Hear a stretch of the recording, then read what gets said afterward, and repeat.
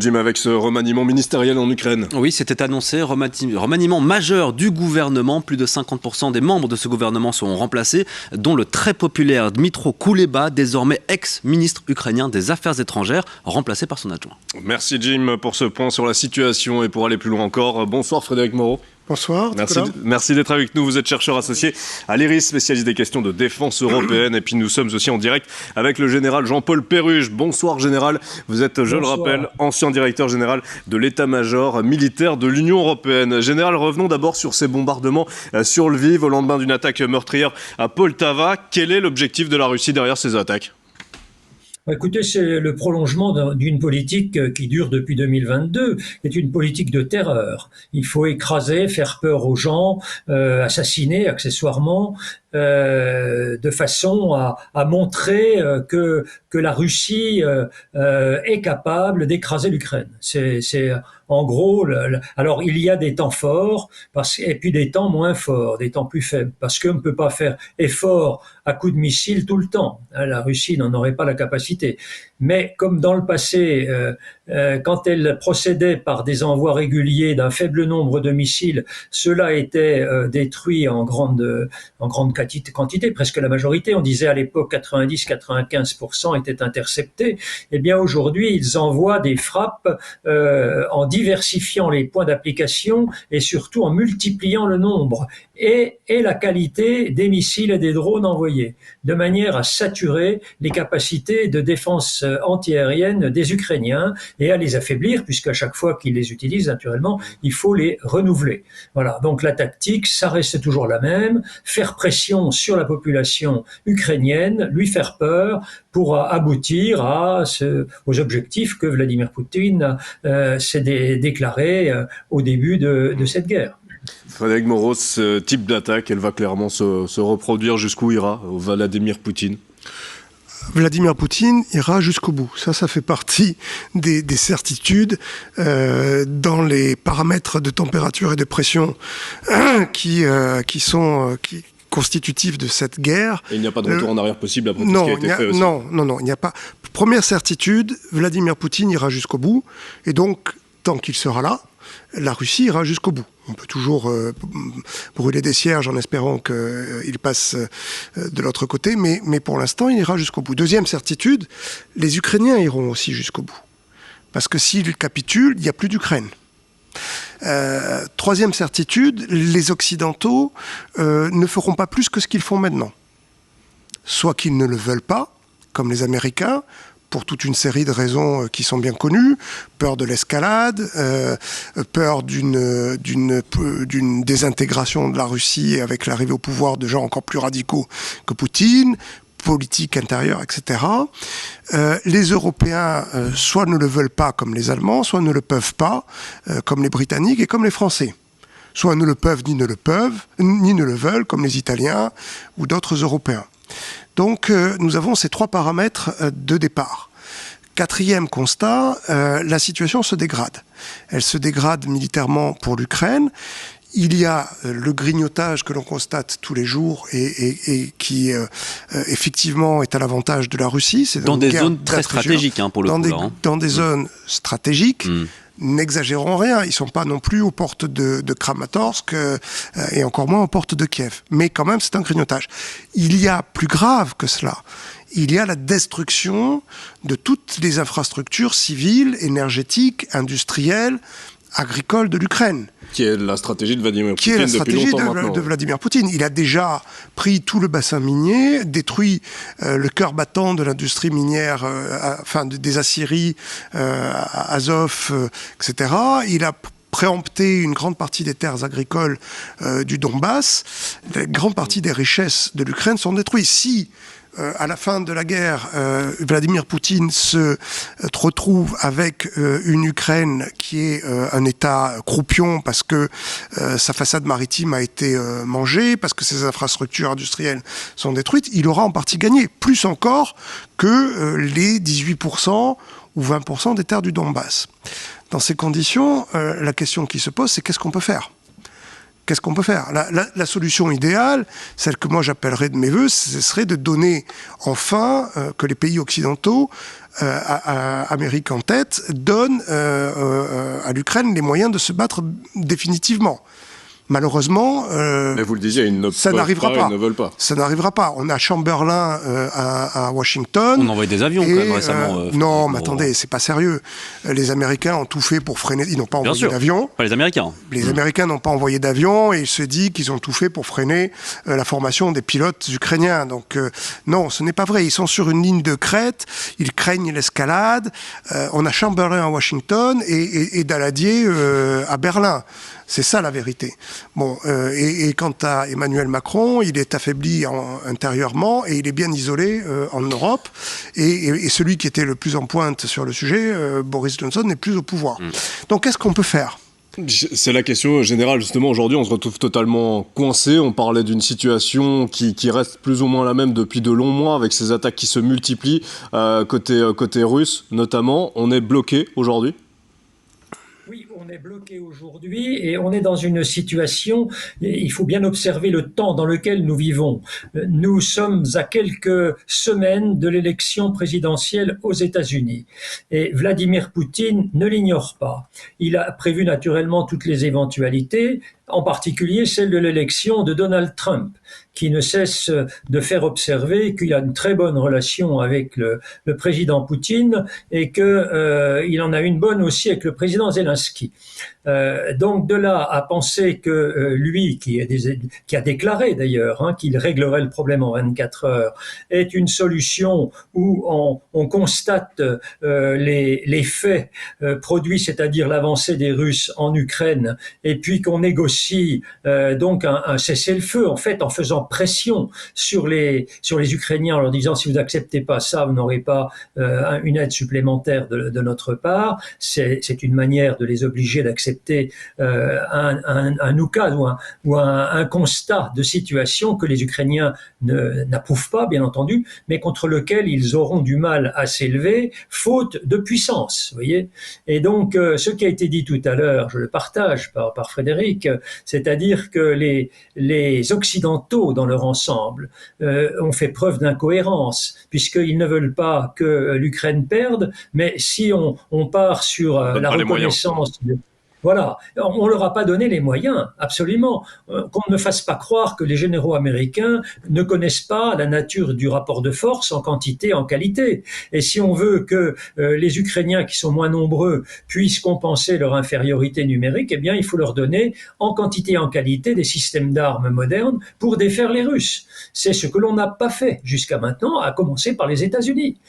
Donc, voilà, on est dans cette situation-là qui risque d'aboutir à un constat finalement d'échec des Ukrainiens. Alors certes, l'Ukraine ne sera pas conquise dans son entier, mais enfin, comme cela a été dit, ça risque d'être un État, un demi-État en termes de souveraineté. Voilà. Saskia, on va revenir sur la situation sur le terrain. Oui, on a beaucoup parlé de cette incursion ukrainienne dans la région de Koursk, mais en attendant, eh bien, l'armée russe, elle, une offensive qui a focalisé l'attention d'ailleurs médiatique, mais en attendant, l'armée russe, elle, eh bien, poursuit son offensive dans le Donbass. Frédéric Moreau, le Donbass, est-ce que ça reste alors le vrai front stratégique de cette guerre pour la Russie ? Le Donbass, oui, c'est l'objectif intermédiaire, on va dire, de Vladimir Poutine. C'est pas l'objectif final. Il n'a pas varié dans ses buts de guerre. Ses buts de guerre, il les a répétés maintes fois. C'est ce qu'il appelle la dénazification de l'Ukraine, c'est-à-dire en clair le changement de régime, la neutralisation de l'Ukraine et la démilitarisation. C'est ça qu'il veut obtenir. Ce qui a déclenché cette guerre, c'est la perception à tort ou à raison qu'avait Poutine, que la Russie était menacée. En tout cas, c'est ce qu'il dit. Bon, ça n'a pas changé. Je crois qu'il ne va pas s'arrêter au Donbass. Voilà. La leçon qu'il faut tirer de cela, la leçon amère de cette guerre en Ukraine, c'est que les Européens ne peuvent pas compter sur les États-Unis. Parce que si les États-Unis ont peur de l'escalade nucléaire, si les États-Unis ont peur que Poutine soit remplacé par quelqu'un de plus radical que lui, eh bien ce qui s'est produit en Ukraine pourrait très bien se reproduire si Vladimir Poutine prenait des gages territoriaux en Estonie. Oui. Et l'article 5, ça n'a aucune importance. La peur de l'escalade nucléaire jouerait tout autant vis-à-vis de l'Estonie ou des pays baltes qu'elle joue vis-à-vis de l'Ukraine. Donc la réalité, c'est que ce concept français qui a été tant décrié d'autonomie stratégique, en clair, on ne peut compter que sur soi-même, est de plus en plus pertinent, et on ne peut compter sur soi-même en plus que si on a l'arme nucléaire. Et je vous trouve très dur quand même, Frédéric Moreau, oui, parce que sans les Américains, bien sûr, c'est pour ça qu'on vous aime bien aussi dans cette émission, mais sans les Américains, ça aurait été très compliqué, voire impossible pour les Ukrainiens. Et puis je vous rappelle nos nombreuses discussions sur ce plateau, où au début, simplement le fait d'envoyer des armes non létales, au début, ou en tout cas des composants non létaux, on se disait c'est totalement impossible, on va froisser Poutine, il va appuyer sur son bouton rouge. Là évidemment, ici on a, dans un espace de réflexion, on a pris le temps de voir ce qui s'est passé, mais honnêtement, on s'est adapté finalement à ce qui a été dit, c'est-à-dire que graduellement, on a adapté notre posture à finalement cette menace que représente Poutine. Écoutez, les Américains, dans toute cette histoire, sont extrêmement décevants. C'est vrai, parce que ils ont donné à l'Ukraine juste ce qu'il fallait pour ne pas perdre, mais pas assez pour gagner. C'est une politique que je trouve très... Vous l'avez dit vous-même, pour ne pas écraser la Russie, pour ne pas créer une sorte de désorganisation. La nature horreur du vide, c'est une de vos phrases fétiches. Mais ils se sont autodissuadés. La peur est mauvaise conseillère dans ce genre d'affaires. Ils se sont autodissuadés de ce qui pourrait arriver. C'est une politique extrêmement prudente, mais qui se paye par des vies humaines, par des prisonniers de guerre torturés. 95% des prisonniers de guerre ukrainiens sont torturés. La Russie a détruit le barrage de Kharkova, a commis des crimes de guerre à Boutcha, a détruit le théâtre de Mariupol. Enfin, il faut rappeler tout ça. Et là, elle a violé le droit international. Voilà. C'est quand même la consécration de la force. Enfin, Poutine nargue l'Occident, il va en Mongolie, il fait un bras d'honneur gigantesque à la Cour pénale internationale. Que fait l'Occident? Rien. Je veux dire, c'est quelque chose d'extrêmement grave, car les Chinois observent la faiblesse des Américains, et nous, Européens, nous devons aussi en tirer la leçon. C'est-à-dire qu'il ne faudra pas espérer des aides des Américains si demain les Russes font quelque chose. D'ailleurs, les Polonais eux-mêmes ont remis beaucoup d'argent dans l'industrie militaire, mais on pourra en discuter. Général, vous partagez cette analyse de la situation, surtout l'action des États-Unis depuis le début de cette guerre en Ukraine? Écoutez, ça fait un moment que nous constations que les intérêts stratégiques de sécurité des États-Unis se séparaient de plus en plus de ceux des Européens. Et là, on le voit en pleine lumière à l'occasion de cette guerre en Ukraine, parce qu'on voit bien que si une partie de l'Ukraine était conquise par la Russie durablement, eh bien, pour les États-Unis, finalement, 20% d'Ukraine, qu'est-ce que ça représente par rapport à leurs intérêts géopolitiques mondiaux? Sans doute pas grand-chose. Et je ne suis pas loin là de ce que doit penser Donald Trump. Simplement, il faut aller au-delà et voir que chaque fois que l'Occident recule, et là ça sera un recul clair des Américains en particulier, qui étaient les premiers soutiens de l'Ukraine et qui montrent là, une fois de plus, leur faiblesse. Ça va encourager beaucoup de pays dans le monde à défier les États-Unis. Ça, je n'en doute absolument pas. Quant aux Européens, ils avaient fondé leur défense sur deux axiomes qui se sont révélés erronés. Le premier, c'est que la mondialisation économique créait une interdépendance qui nécessitait donc des accords entre les différents pays producteurs et consommateurs, et que par conséquent, on n'irait jamais à la guerre. Alors en Europe en particulier. Cet axiome-là s'est révélé fâcheusement faux. Et le deuxième, c'est la pérennité de la garantie de sécurité américaine à l'Europe. Et on avait déjà vu pourtant des signaux annonciateurs à travers les déclarations de Donald Trump lorsqu'il était président, et qui considérait que l'OTAN, c'était pas quelque chose qui était encore d'intérêt actuel pour les États-Unis. Vous voyez ? Mais malgré tout, on a continué à pratiquer un peu la politique de l'autruche et à dire mais si, les Américains interviendront quoi qu'il arrive. Alors évidemment, le début de la campagne avec le soutien américain à l'Ukraine a effectivement eu pour effet de donner l'impression que l'OTAN se renforçait. Mais je dis donner l'impression, parce que la réalité, c'est bien de savoir, comme ça a été dit d'ailleurs, si demain les Américains risqueraient une escalade nucléaire pour les pays baltes.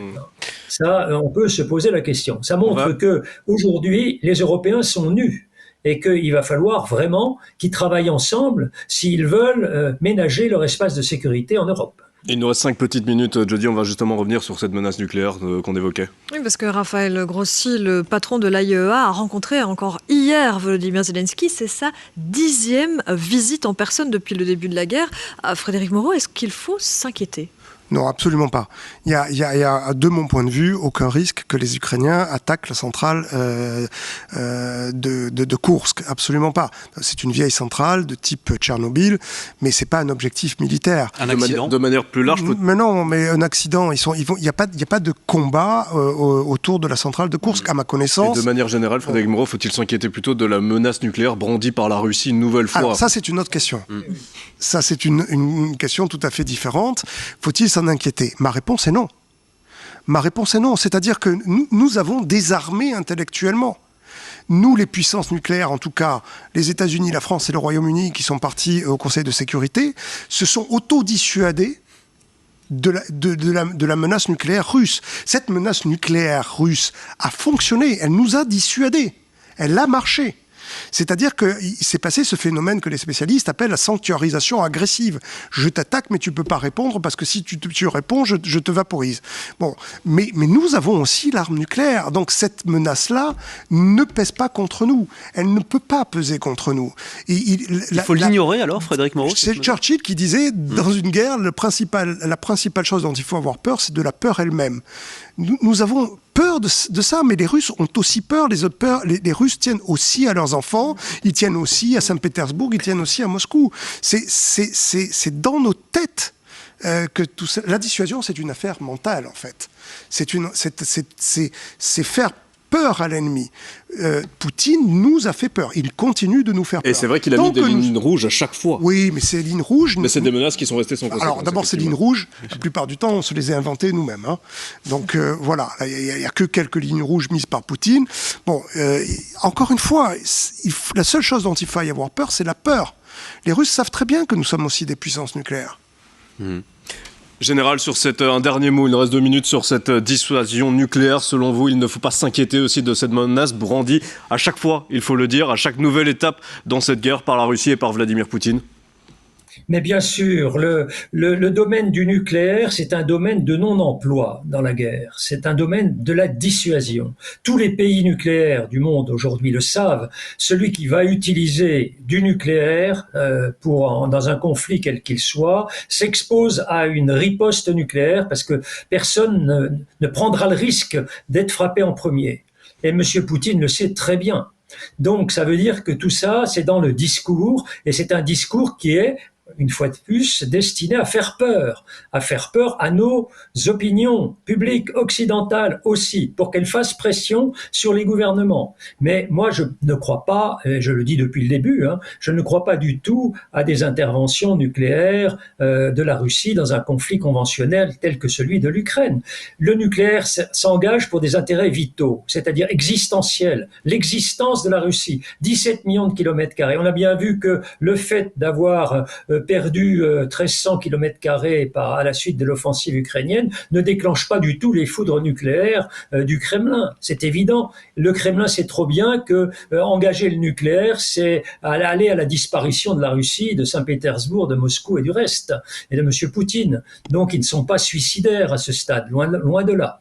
Donc ne marchons pas dans la combine du chantage nucléaire, surtout à l'égard d'un pays qui ne l'est pas. Merci beaucoup, Général, pour cet éclairage. C'est toujours un plaisir de vous avoir sur LN24. Je rappelle que vous êtes ancien directeur général de l'état-major militaire de l'Union européenne. Et puis un grand merci aussi à Frédéric Moreau. C'est toujours aussi un plaisir de vous avoir dans cette émission. Chercheur associé à l'ERI, spécialiste des questions de défense européenne. Dans quelques secondes,